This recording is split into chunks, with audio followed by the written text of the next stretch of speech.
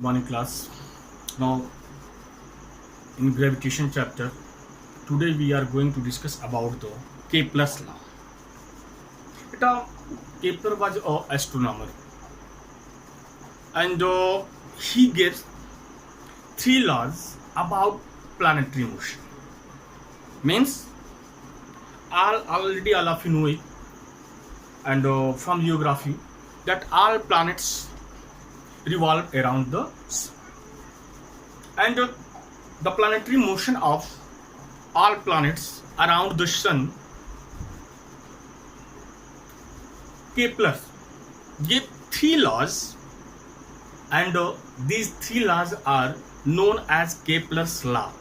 Kepler was an astronomer, खगोल शास्त्री था, right now, and beta all of you know that all planets move around the sun in circular orbit.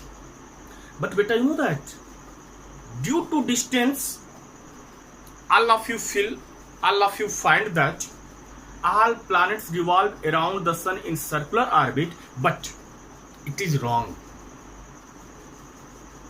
Due to height, due to distance, you find that circular orbit is there, otherwise an elliptical orbit is there. When you go in class 11th in math, you will read about the ellipse, parabola, hyperbola, loops, asymptotes. Among them, one ellipse is there, and shape of ellipse is just like a egg. All of you know, if you cut the egg, then this form is there, just like a egg. Right now, elliptical orbit is there, and in ellipse, beta keep in your mind, the two center are there. There are two focus are there. That's why here we use in place of focus foci. Foci is plural form of focus. Same as the radius, plural form of radius is radii. In mathematical, you know that. I think that in English you will get or not get this word, but these two words related to maths. Radii means plural form of radius, foci plural form of focus. Now let us see Kepler's law. What is Kepler's law about planetary motion? Kepler's law.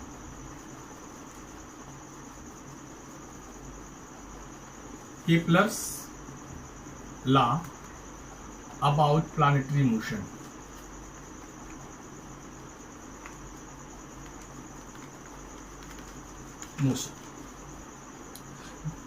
First Kepler law is all planets, keep in mind, all planets revolve around the sun in an elliptical orbit, and sun lies on its one focus. Means, suppose that you take example of Earth, then this Earth revolve around the sun in elliptical orbit.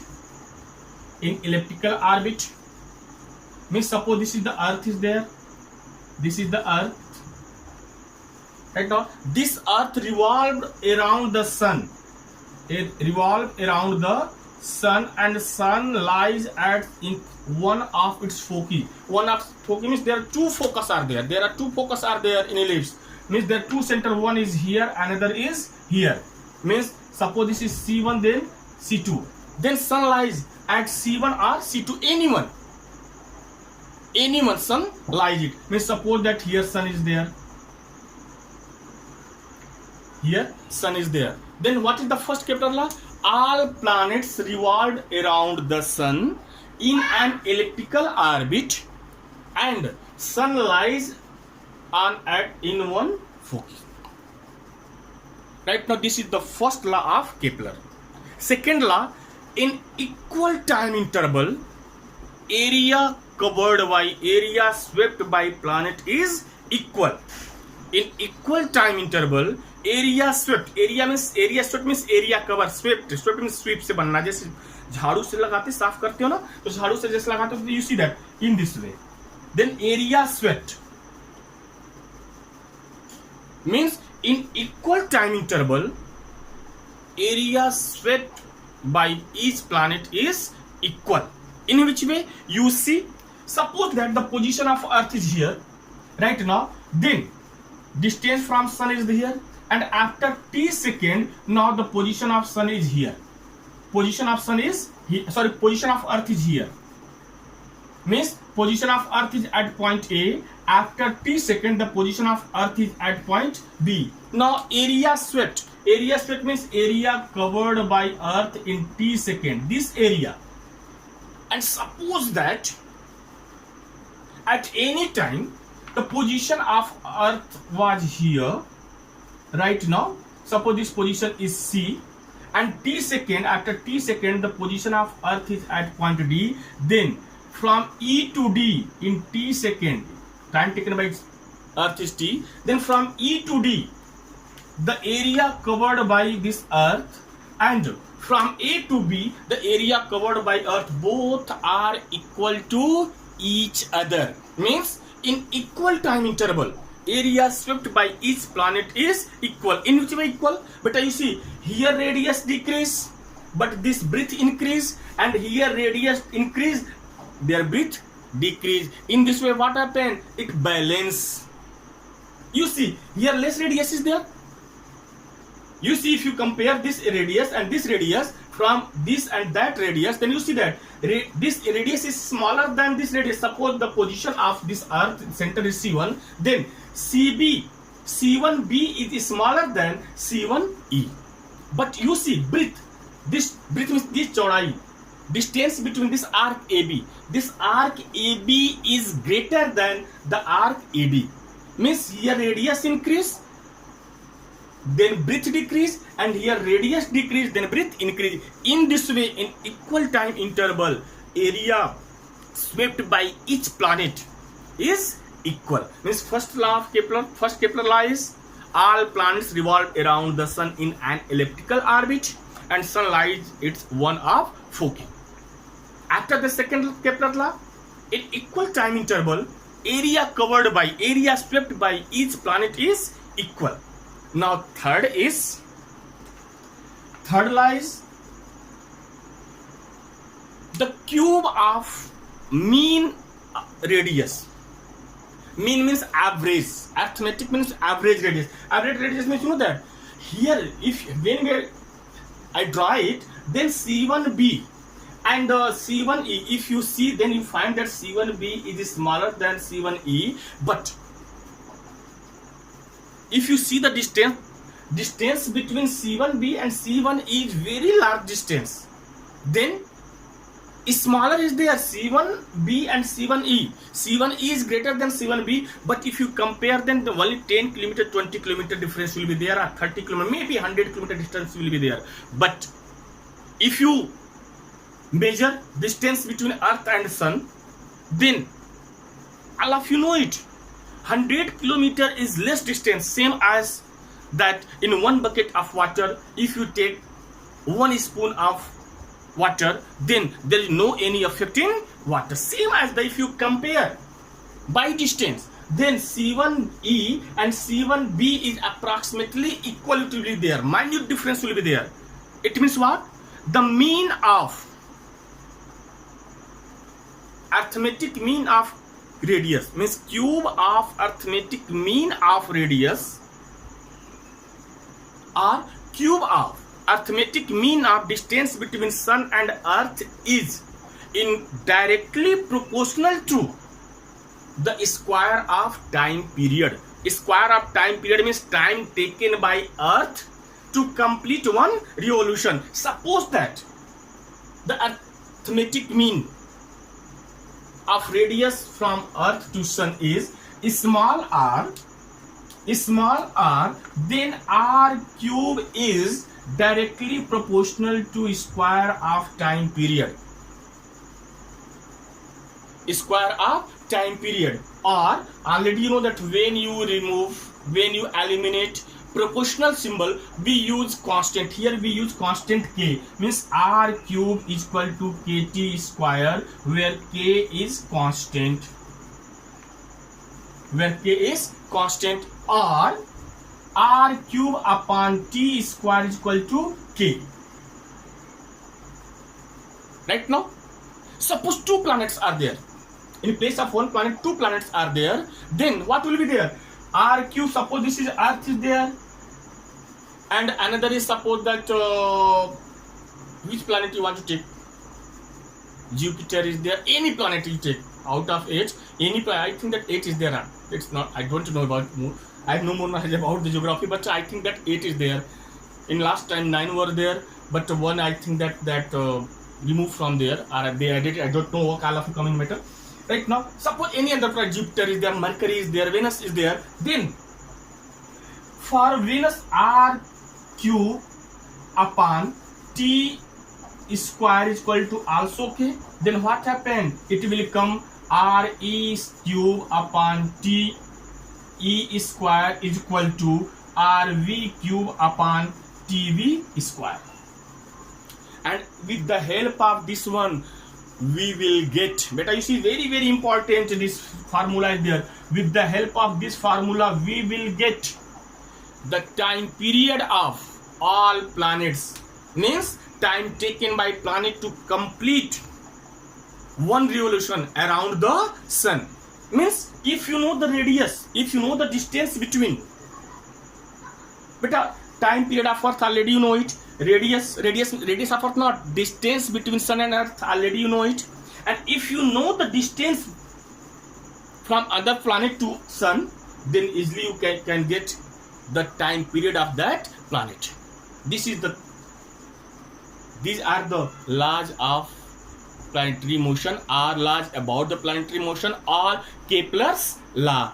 Means who was Kepler? Kepler was astronomer, and he gave 3 laws about the planetary motion. First law of planetary motion was that all planets revolve around the sun, and sun lies at one of its focus. Elliptical orbit means ellipse is there, same as the ellipse right now, and an ellipse has 2 focus. That's why it is known as foci.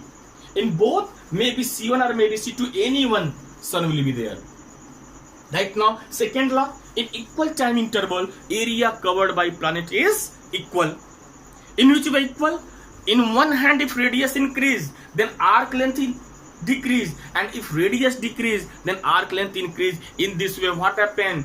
Everywhere their area balance. Right now, and third, cube of distance between sun and planet, or cube of arithmetic mean of distance between sun and planet, is proportional to the square of time period. This is the Kepler law of planetary motion. After that, all of you come gravitational acceleration according to the Newton's law of motion. Beta, third Newton law, already you know that. Third law of motion given by Newton, know that every action has equal and opposite reaction. Means suppose that one ball is falling downside, then if Earth attract that ball, then ball also attract that Earth. But due to the mass, all of you know that the force exerted by Earth is greater than the force exerted by ball, and due to the force exerted by the Earth is greater than the force exerted by ball, that's why the acceleration of ball is greater than the acceleration of Earth. Means ball बहुत तेजी से नीचे आती हुई दिखाई देगी, जबकि अर्थ ऊपर जाती हुई दिखाई नहीं देगी. Otherwise, according to third law of motion, if Earth exerted force on ball, then ball also exerted force on Earth. But what happened due to mass? We see that ball is coming downside, and due to the force exerted by Earth is greater than the force exerted by ball. That's why ball accelerated more. And due to this ball acceleration, ball come downside, and we feel that, or we see that ball is coming downside. Means here you see that the force exerted by Earth is called gravitational force. The force exerted by Earth is called gravitational force of Earth, and it is also just like a gravitational acceleration. And the acceleration due to gravity of earth is called gravitational acceleration. Now after that you see free fall. What is free fall? Free means, all of you know, free means depend, and independent means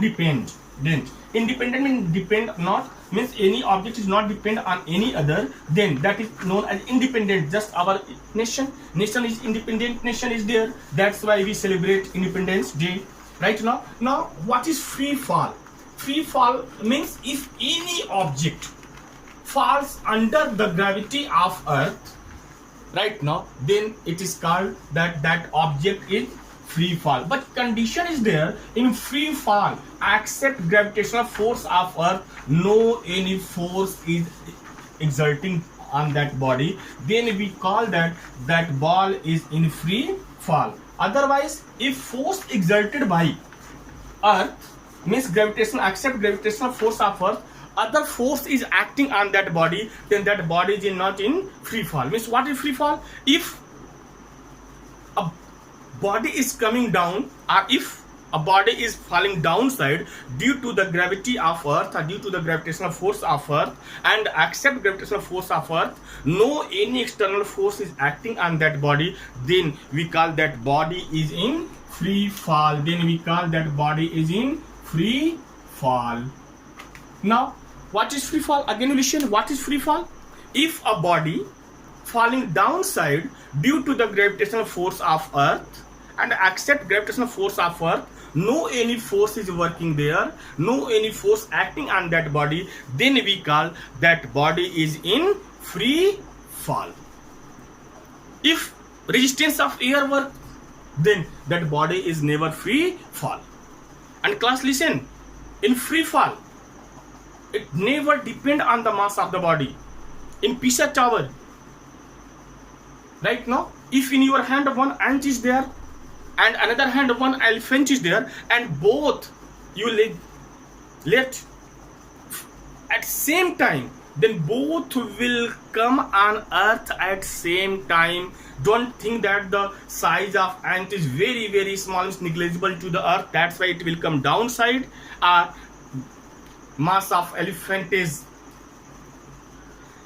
already you know it will come first. No, if paper is there and you are there and both are coming downside, then both will come on earth at same time. Why? Because on you and on that paper, the value of gravitational force is equal. It never depend on the mass of that paper or mass of your body. Right now, means in free fall, if two objects are coming downside, then both will come on earth's surface at same time. Why? Because both objects same force is acting there.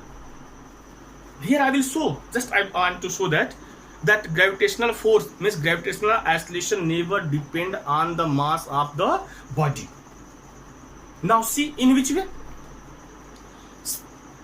All of you see that the dependent of gravitational force, our question will come, prove that the gravitational acceleration never depend on the mass of the body. Question will come in this way, prove that or show that, prove that or show that gravitational force, gravitational acceleration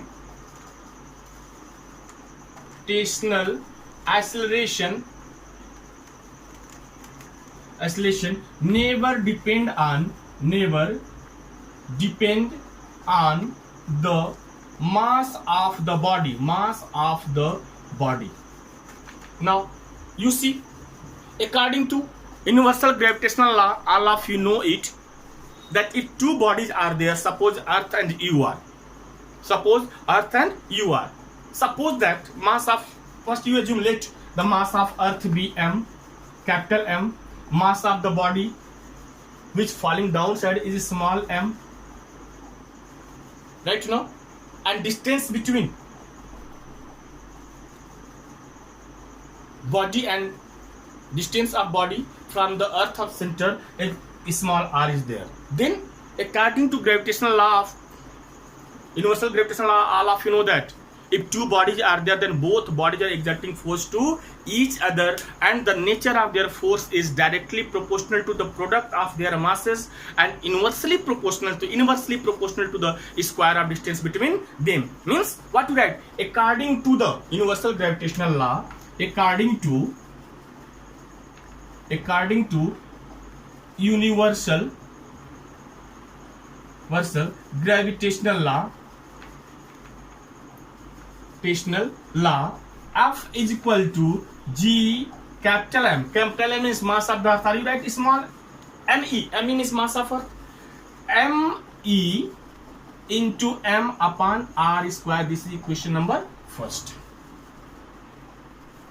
Now, according to third law of motion, according to Newton's third law. Now, according to Newton's third law,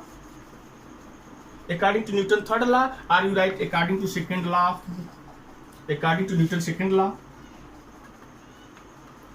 according to Newton's second law, all of you know that force is equal to the product of mass and acceleration. Force is equal to the product of mass and acceleration. And when you exert force on a body, that body is in motion. Now, here Earth exerting force. Who is coming downside? That body is coming downside. Why that body is coming downside? Because Earth exerting force on that body. Then who is in motion? That body is in motion. Then, according to second law of motion, all of you know that F is equal to ma. F is equal to ma. Since here we take small m means mass of the body. Why? Because that body is in acceleration, and when that body is in acceleration, right now, that body is in acceleration, and force, Earth exert force on that body. That's why F is equal to m. Because when Earth exert force on that body, right now, then that body will be in motion. Earth will not in motion. Right now. And why I took here that body? Because in starting I told you, due to the mass, force depend on the mass. Means here mass of the earth is greater than very large. You will unable to compare it than the mass of the body. That's why here we consider the force of earth. Means F is equal to ma. Since here that body is coming downside, falling, that body is falling since it's coming downside, then which type of acceleration will be there? Gravitational acceleration will be there. Then here we write mg. Here we write since body is falling, since body is coming downside due to the gravitational acceleration, due to the gravitational force of earth. Since body is falling due to gravitational force of earth, due to gravitational force of earth, therefore here we take gravitational acceleration. Therefore we take G in place of A. Now this is equation number 2. Now equation first and second both are equal. This is also force exerted by earth on that body, or force exerted by body on that earth, and here it is also force exerted by earth on that body. Here both force are equal to each other. Means from equation first and second, what happened?